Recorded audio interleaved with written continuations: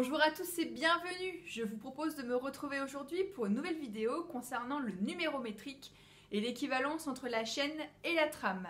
Je vous rappelle que la chaîne est le fil de coton tendu à la verticale sur un métier ou sur un cadre à tisser et que la trame est le fil de couleur qui viendra s'insérer entre chaque fil de coton. Dans cette vidéo, je vais également vous montrer comment se comporte la chaîne lorsqu'on travaille avec un calibre trop fin ou un calibre trop épais. Vous verrez que cela a des conséquences sur la qualité du tissu. Le numéro métrique est un code textile indiqué par les lettres NM suivies d'un chiffre qui exprime la relation entre le mètre et le gramme. Par exemple, pour un fil titré NM70, je sais qu'il me faut 70 mètres pour 1 gramme de fil. Il suffit ensuite de faire la conversion en kilos de manière à savoir combien vous avez soit sur une bobine, soit sur un écheveau.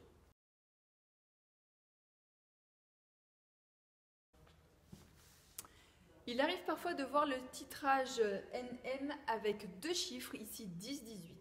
Dans ce cas-là, nous avons plusieurs informations. La première étant que le fil est retordu, à savoir qu'il y a plusieurs brins retordus ensemble de manière à composer le fil unique dont vous allez vous servir. Dans le cas de ce fil 10-18, nous avons 10 brins retordus ensemble. Nous savons également qu'un seul brin de ces fils mesure 18 mètres pour 1 gramme pour un brin. Pour faire la conversion et avoir un numéro métrique unique, de savoir combien pèse ce fil pour 1 gramme ou pour 1 kg, par exemple sur un cône de coton, il faudra convertir, à savoir que un des brins retordus, j'ai 18 mètres pour faire 1 gramme. Donc les 10 brins retordus, il faudra que je divise la longueur qui est exprimée ici par le nombre de brins.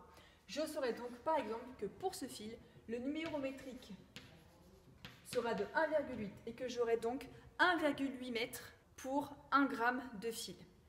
Pour un cône de coton d'1 kg, j'aurai donc à ma disposition 180 mètres de fil.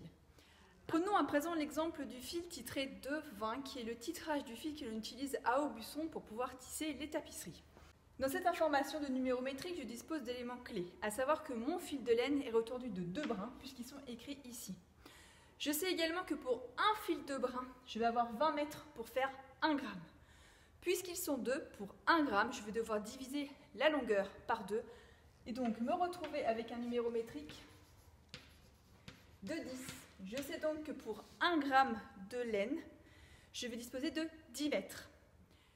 Le numéro métrique est une information assez importante à comprendre et à connaître, ne serait-ce que pour pouvoir mesurer le calibre de votre fil de chaîne. N'oubliez pas que plus votre fil de chaîne sera gros, plus il sera difficile de tourner vos formes et vous devrez utiliser un fil de trame également relativement gros qui n'est pas du tout le même travail que lorsque vous effectuez un travail plus fin avec un fil de chaîne plus fin. Le numéro métrique ne permet en aucun cas d'estimer la longueur de fil de laine dont vous aurez besoin pour réaliser votre ouvrage. Cette estimation est impossible même à un professionnel du tissage puisqu'il dépend de votre façon de tisser et du nombre de couleurs qui sera présente sur votre tapisserie, ce qui est impossible à estimer en amont. C'est la raison pour laquelle à Aubusson, lorsqu'on réalise une tapisserie, on teint toujours des fils au kilo, de façon à pouvoir avoir toujours du stock et de la marge, puisque une estimation en amont, je vous le rappelle, est impossible.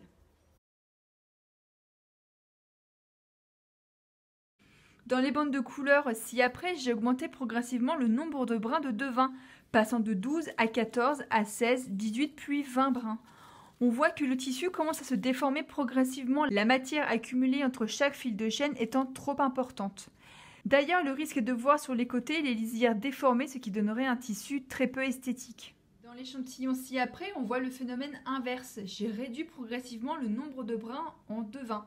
J'ai commencé par 9, 7, 6 et enfin 5 brins. On voit ici qu'il y a trop peu de matière entre chaque fil de chaîne et que donc le tissage se rétrécit dangereusement. Dans le dernier échantillon, j'ai utilisé différentes matières de différentes grosseurs. On peut voir par exemple que le fil de laine ici est tellement épais qu'il ne parvient pas à couvrir complètement la chaîne. Ça peut être un choix graphique, mais ici en l'occurrence ça ne l'est pas et on peut considérer que c'est un raté. Le risque également est de voir les lisières complètement se déformer. On peut voir ici que le tissu était plus fin au départ et qu'il s'agrandit progressivement. Il y a également un risque de déformer votre tissu lorsque vous utilisez des matières qui ne sont pas souples du tout avec des matières qui le sont beaucoup. Par exemple, le lin est une matière très rigide et la laine est une matière plutôt souple qui pardonne pas mal. Dans ces cas-là, vous risquez de voir également vos lisières se transformer et voir justement le tissu s'écarter là où il y a du lin, où la matière rentre mal entre les fils de chaîne.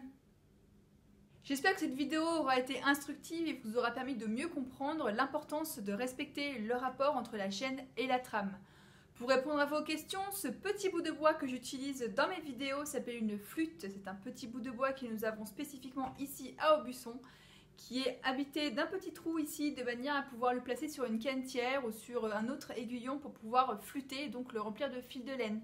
Vous pouvez utiliser n'importe quel petit bout de bois, l'inconvénient sera ensuite pour vous de devoir l'habiller de fil et donc de le faire malheureusement à la main ou toute autre technique sera la bienvenue. Par exemple, les gobelins n'utilisent pas ce genre de bout de bois, ils utilisent un petit bout avec la pointe taillée et ils ont bien évidemment l'appareil qui va avec pour pouvoir le placer et le remplir de fil. Merci également à tous les nouveaux abonnés, vous êtes plus de 300 aujourd'hui à suivre les aventures de tapisserie. N'oubliez pas que si vous avez aimé cette vidéo, vous pouvez mettre un petit pouce vers le haut. Si vous n'avez pas aimé, mettre un petit pouce vers le bas et de me dire pourquoi de façon à ce que je puisse m'améliorer. Si vous avez des questions et des thèmes que vous souhaitez voir abordés dans les vidéos, n'oubliez pas que vous pouvez me joindre via mon formulaire de contact sur mon site william.com. Je tâche de vous répondre le plus rapidement possible. Je vous dis à bientôt et je vous retrouve pour une nouvelle vidéo.